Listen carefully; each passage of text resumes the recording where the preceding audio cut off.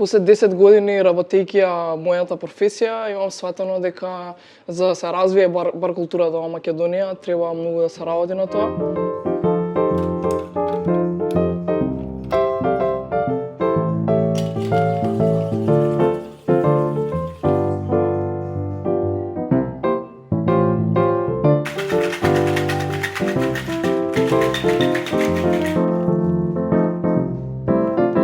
Инаку завршив факултет во Солун, завршив психологија, таму живеев. Не цели 3 години, бидејќи короната фати и тој период исто така. Меѓутоа немаше прекин во мојата работа, освен додека бев таму, нели, додека студирав. Секој пат кога се враќав во Скопје, си продолжував со она што си го правам, со угостителство. Почнав со помислата дека сакам да сум финансиски стабилна. Во принцип не сум имала никогаш потреба да работам од тој финансиски аспект. Меѓутоа сакав да имам мои пари, сакав да сум самостојна. Тоа се моите почетоци. Како почнав во бар, кога бев келнерка, многу ми сметаше како работат луѓето што работев со нив во Шанк. И не знам, имав некој филинг, чувство во себе дека можам јас да го направам подобро. Тоа мислам работите што се случува додека работев, дека ако јас би влегла на нивно место, дека би можела подобро екзекуцијски да го изработам тоа, нека биде така. Мислам, не знам, некои сегменти се тоа во подобра хигиена, меморија, памтење на нарачки, изведба на работите, технички, не знам, некако имав чувство дека би сакала тоа да го работам, дека повеќе би се нашла таму отколку во келнерство. И тогашната шефица што ја имав не ми дозволуваше да работам во Шанк, али под голем притисок од моја страна се овозможи тоа. И мислам дека така после некое време веројатно свати и она дека таму ми е местото, дека се снаоѓам и дека почнувам да прогресирам некако и целото тоа имаше огромен позитивен исход. Вака начално немам учено од никој. Мислам, секогаш во нашата професија можеш да научиш цело време, нема стоп на тој момент на гледање на мислам дека секој има свој начин на изведба на работите. Сите имаат свое движење или свој начин на креација, што е засебно за секој човек и веројатно ради тоа може се уште да учиме до немај каде.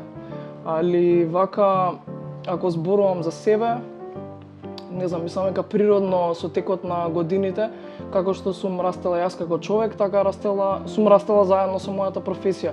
Мислам, она што за мене било учење, доаѓало од мене, од желбата што имам внатре во себе, да станам подобра. Имам поддршка од дома, од сите луѓе што ме знаат и сакаат, особено од родителите, од брат ми, и они се некаде најдени во процесов. Мајка ми и татко ми ги ненормално добро готват и веројатно тој филинг за баланс и за комбинирање на вкусови го имам наследено од нив. Така што имаат разбирање за она што го правам. Бидејќи мислам дека имаме доста голем квалитет што едноставно треба само луѓето да станат свесни и да го ценат тоа што некој го изведува или го прави како своја креација, а е пијачка. Мислам, до сега, например, куварството е многу различно развиено од бар културата. Така не е битно дали си маж или жена, ако си кувар едноставно. Мислам, доста различна е перцепцијата на тоа кај нас. Она што јас го правам е неограничена, тотално луда креација, значи не ги бирам моментите во кои што креирам, едноставно се случува спонтано, дали е на улица или на салфетка ќе си пишам, или на телефон, на ноутс или на тетрадка, значи сеедно. Не знам, некако не се плашам да ги комбинирам работите, да експериментирам, користам мои сирупи, битери, декорации, тинктури, кордијали.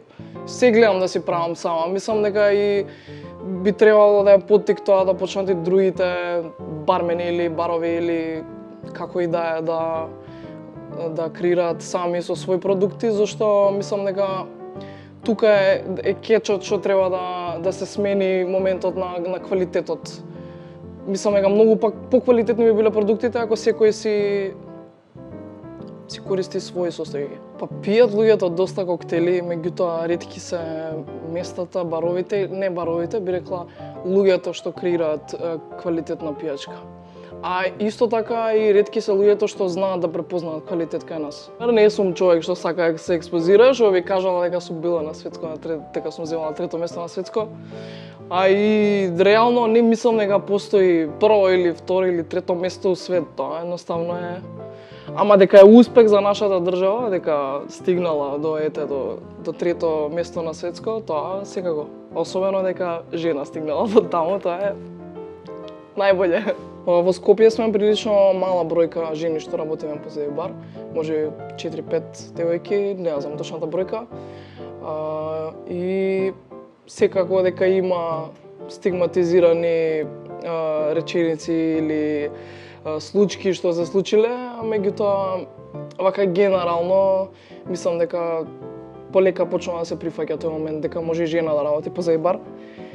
Би требало тоа да е и доволно охрабрување за да почнат и други жени повеќе да се инволвираат во оваа работа. Би им посакала на сите млади, односно на секој човек, не мора и млад да го најде она што сака да го прави и да ужива во целиот процес.